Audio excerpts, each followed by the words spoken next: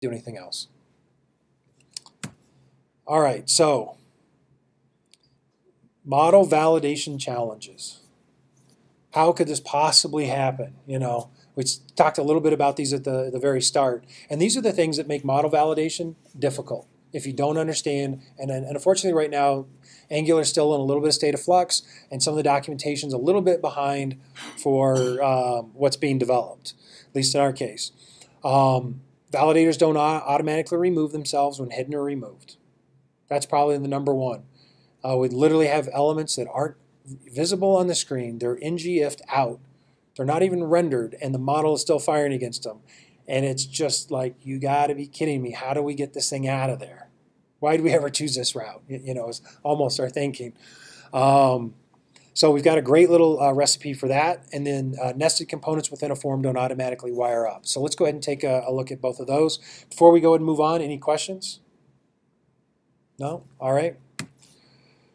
All right, so what we found is the problem is that even though the control is being destroyed, it is still part of our form group, and we need to get it out of there. And so the challenge that we found is we need to go find the form group, and we need to exclude this component from it. Because if we don't, it's that model is still, Validator is still going to fire, and we're not going to be able to validate our form. Literally, I've got a client on the phone going like, I'm clicking the button, there's nothing invalid, and it's telling me the form's invalid, and there's no red marks anywhere. What am I supposed to do? And literally, we had to start using some console logs to figure out like, well, which control is like, failing on us? And then it's like, well, why? And it's like, well, it's still firing. So found a Stack Overflow on this. So in our case here, we're pulling in a directive, host, on destroy, input, and on init. Host is probably the big one. We want to get the parent.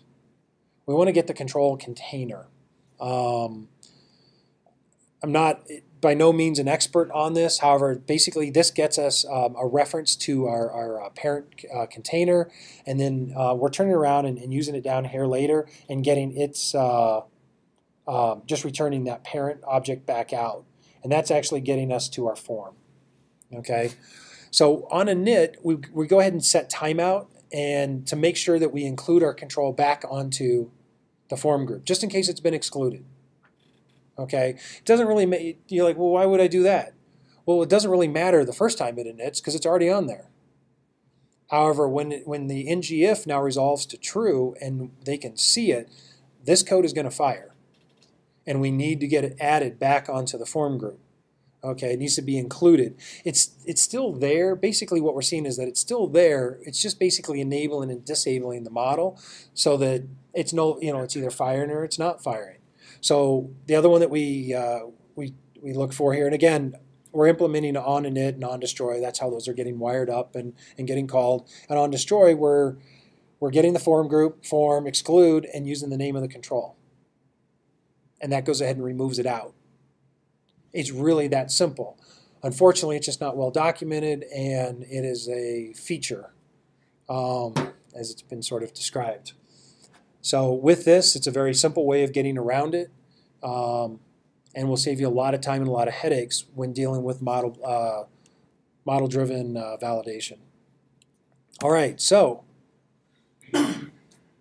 nested components within a form don't automatically wire up. So I've got we can actually take a look at a little sample piece of code, and I'll show you kind of what our render model looked like in this scenario. Basically what we ran into is we had they called it the outer levels, the domain. And inside a domain we had a section. Inside a section we had an element collection. Inside an element collection we have an element, which is really basically a row. And inside of that we had controls and then control. So I had 5 layers, 6 layers of abstraction down, getting down to this level of where I'm actually rendering the control where the validator needed to fire. And so what we found is that if we didn't bring the form group, literally I pass this form down from the very outer point all the way down to the point where it's going to be utilized. Because without it, I don't have a reference to it. Now there's some other ways. I mean, I could put it on a session variable and I could do some other really nasty stuff. I'd strongly recommend that you not do that. However, by passing it down, we can inherit on down to the level that we need it at. Again, I'm not creating a form. I'm just applying a form group to this div. And then this is going to go ahead and do the wire up so that, there we go. My form control name can go ahead and bind up, and it will now, all the validation will work. So again, it's something's not well documented. It's not well known. Most people are actually developing single level forms. It's not that big of a deal. Again, though, a very common scenario is address.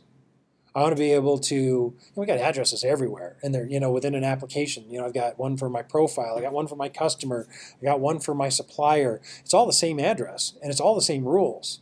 And we're having to reapply them over and over again. Well, create as a component. Stop doing this madness. Have one set of source that'll work across them. And then pass it in the form group.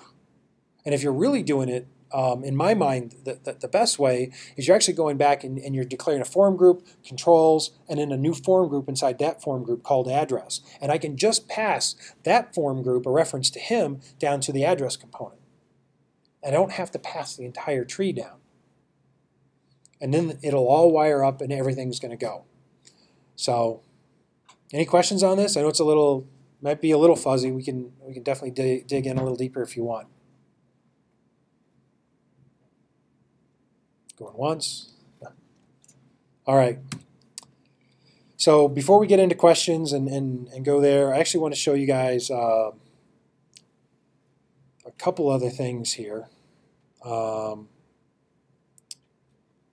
So compare validator. Let's talk about this guy. So yeah, this one's the interesting one.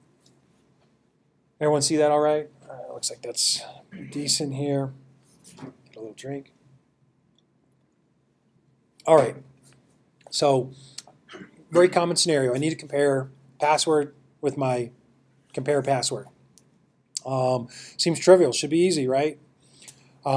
Except for now I need to create a directive that actually takes in other properties. And so we'll actually start by backing up, and we'll go over here to the NP validators. Over here it's really simple. On the model, I don't have to do much. I have a static variable called, or a static function called compare equal. I want to know the validate equal to what? What's the name of the control that we're comparing against? And then do I want to apply it to my control or reverse it up to this control? So we have some calculations here. Is it reverse or not? Okay, great. And then we go ahead and get our root value. So my control, no, I really skipped over this. I'm sorry. If you look at this, when we call this, notice it returns a new function. So basically, it creates a closure. And the closure here still contains validate equal and reverse in it. However, and they get passed into this guy here. It has to be this way because this is what the validation is going to call. It expects your, there's actually even a function called validate fn, and that actually has the specification for what this function needs to look like. And it needs to take in either form control or abstract control, single property, and then it returns this exact format here. And if it doesn't, then it's not a valid validator. So how do I get that to work and get in the name of the other control I want to work with and an additional property? I have to wrap it in another function. And have this function, when it's called, return the signature that it's expecting. So again, that creates a closure, validate equal, and reverse are still available to me. Now I'm getting the root value of the control value. So I'm assigning the control value to root value. And I'm getting my, using my control root, I find a control that has that name. So in our case here, the control I'm working with is compare password, and the validate equal equals password. So it goes out and finds that control. So as long as I have this compare field comes back, I have a control, and the root value doesn't equal the compare field value, and it's not reverse, then go ahead and return that that it is actually invalid. It's kind of opposite of what you might think. It's saying validate equal is true. That actually means it's invalid. So In this case here, we've got our next block is if its value is equal and it's reverse. So if we equal and it's reverse, then we need to remove the validation off the other control. So we go in here and we say delete off the compare field errors validate equal, and we get it off there. And then we're looking at the keys.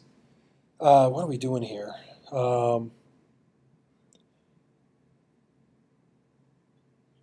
Basically, what it's doing is saying if we don't have any keys that are on the compare field errors, then go ahead and set that field, set errors to null.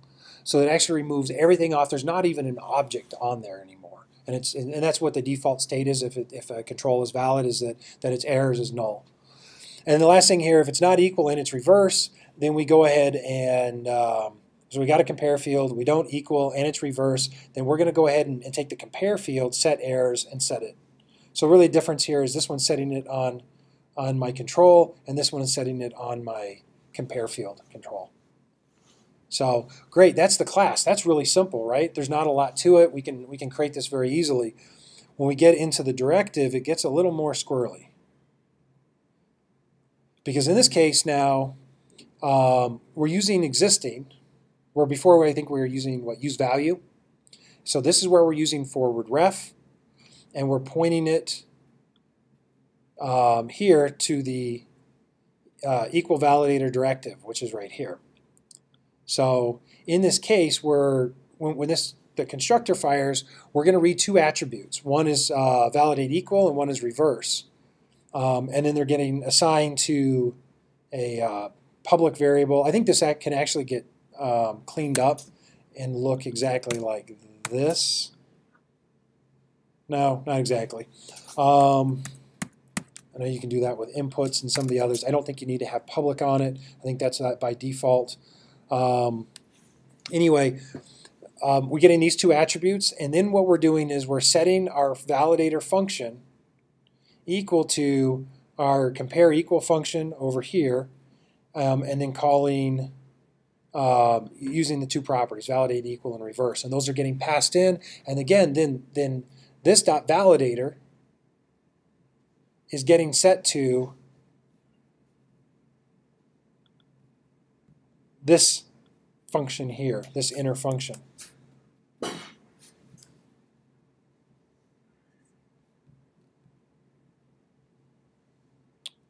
are we at here?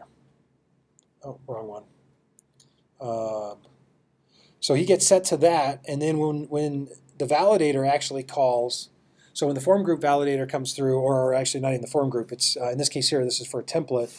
When the validator fires for this, then it's calling validate with that control, and we're just processing that through the handoff to call our local validator function, passing the control to it, which then turns around and calls back over here, and we're reusing this.